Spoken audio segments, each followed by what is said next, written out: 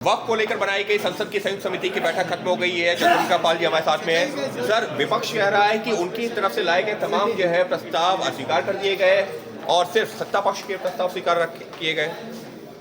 आज clause by clause पे meeting थी और जितना भी विपक्ष संशोधन लेकर के आया था, एक एक संशोधन को मैंने पूरे 44 जो हमारे क्लाजेस थे उस 44 में उनका संशोधन था। मैंने एक एक क्लाज पे उनका सबका नाम पढ़ा। मैंने पूछा कि आप अपने अमेंडमेंट्स को मूव कर रहे हैं कि नहीं। उन्होंने कहा हम अमेंडमेंट्स को मूव कर रहे हैं। तो जब अमेंडमेंट्स को उन्होंने मूव किया तो इससे डेमोक्रेटिक ढंग से कोई चीज़ें हो नहीं सकती। अब अगर हमने अमेंडमेंट मूव किया और उसके अगेंस्ट 16 लोग वोट दे रहे हैं और उनके अमेंडमेंट्स के फेवर में केवल 10 दे रहे हैं, तो फिर क्या डेमोक्रेसी में 10 वाले अमेंडमेंट्स को स्वीकार कर लिया जाएगा? स्वाभाविक है कि चाहे पार्लियामेंट हो या जॉइंट पार्लियामेंट्री कमेटी हो, कोई भी अमेंडमेंट्स हो, वो ऐसी बहुत सी चीज़ें हैं जिस पे उन्होंने सहमति भी व्यक्त किया और ये कहा, क्योंकि ऐसे अमेंडमेंट्स आए हैं तब जिस पे जो उनकी राय थी, उनकी मांग थी, उसमें कई चीज़ों जैसे कि कलेक्टर पे, तो आज ये अमेंडमेंट्स पास हुआ कि अब कलेक्टर नहीं, कलेक्टर से ऊपर स्टेट गवर्नमेंट जिसको अपॉइंट करे, चाहे वो कमिश्नर हो चाहे सेक्रेटरी हो, या कंपोजिशन ऑफ द बोर्ड, कि उस बोर्ड में मतलब पहले था जो अमेंडमेंट आया था बिल, उसमें 2 ही लोगों का था, लेकिन आज हमारी सरकारी पक्ष की तरफ से ये आया कि नहीं साहब, 2 के बजाय 3 हो और उसमें एक इस्लामिक स्कॉलर हो, और इसी तरह से हाँ उसको भी उन्होंने अपोज किया। और पोर्टल पे 6 महीने से अधिक का टाइम की मांग करते थे रोज़ चर्चा में, उसको बढ़ाने की बात की गई।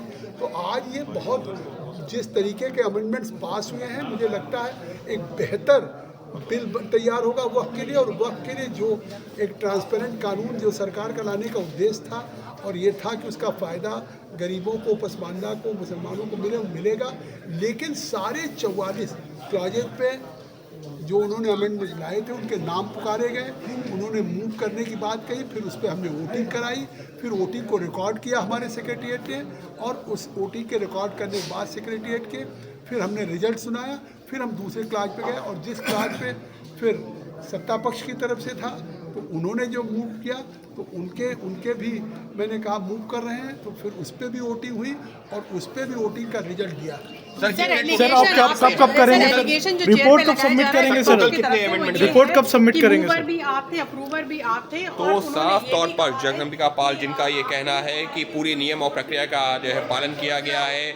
1-2 संशोधन जिसका उन्होंने जिक्र भी किया कि अभी तक जो है जो वोट था उसमें 2 लोगों की बात थी, लेकिन अब जो है एक इस्लामिक स्कॉलर को भी उसमें जो है शामिल किया जाएगा। तीसरा, अभी तक जो दूसरा जो कलेक्टर की भूमिका थी, कलेक्टर से अब जो है उसकी जगह पर सरकार की तरफ से जो एक कोई जो शख्स होगा जो चयनित किया जाएगा वो जगह होगा। तो इस तरीके के 22 प्रस्ताव जैसी जानकारी निकल के आई है कि संशोधन प्रस्ताव जिनको स्वीकार किया गया है, और अब लोकसभा में जो बिल आएगा जो पहले पेश किया गया था उसकी तुलना में उसमें हो चुका होगा काफ़ी ज़्यादा बदलाव, जैसे कि बात कर रहे हैं जगदम्बिका पाल, वक्फ को लेकर बनाई गई संसद की संयुक्त समिति के चेयरमैन।